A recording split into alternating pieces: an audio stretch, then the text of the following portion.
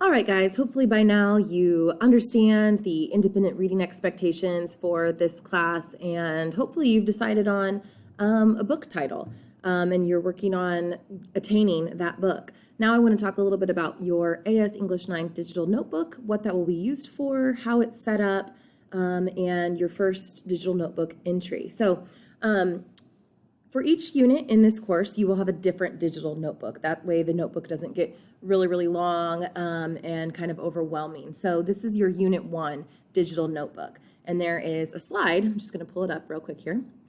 There is a slide for each week. And so we are in week 2, and I have your entry on your week 2 slide for you this week. I won't do that every week, but just to kind of get us going, I put your week 2 question right here. So you will type your name there, obviously, week 2, and then each week, you will just have a new slide, okay? What we will use this for is for quick writes. So a lot of times in English, your teacher will have you kind of free write or just write something really quickly. This isn't for, really extensive essays or anything like that, but it could be for really anything that I want you to write down for me to read. And this is private, and so I will be the only one who will see your digital notebook.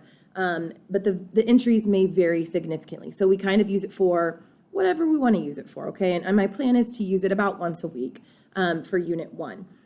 It is pretty boring right now, obviously. It's just white with black font.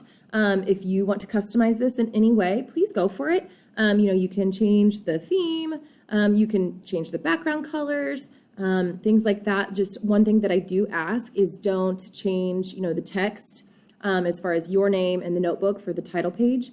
And then each week, I really just want it to say, week 2, and then you're writing.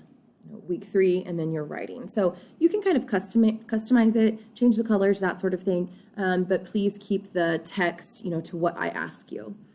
Right now, your digital notebook is housed in our week 2 folder. But I will be moving that out of the week 2 folder after this week, and it will just kind of hang out in the Unit 1 folder at the top. That way you can easily get to it and quickly access that. But every time that I ask you to write a notebook entry, I will link that so you can get to it quickly as well. So I really always want to make things easy to find, easy to get to. So for this week, your entry is share something about yourself that's deeper than the surface. Tell me your story. What do you want me to know? This unit is about community, and so we are a part of our own little classroom community, even though it is virtual. So I'm just trying to get to know you guys a little bit better. So tell me something about yourself. That is your week 2 entry. Finally, you will not be able to submit this digital notebook. It is in the form of an assignment.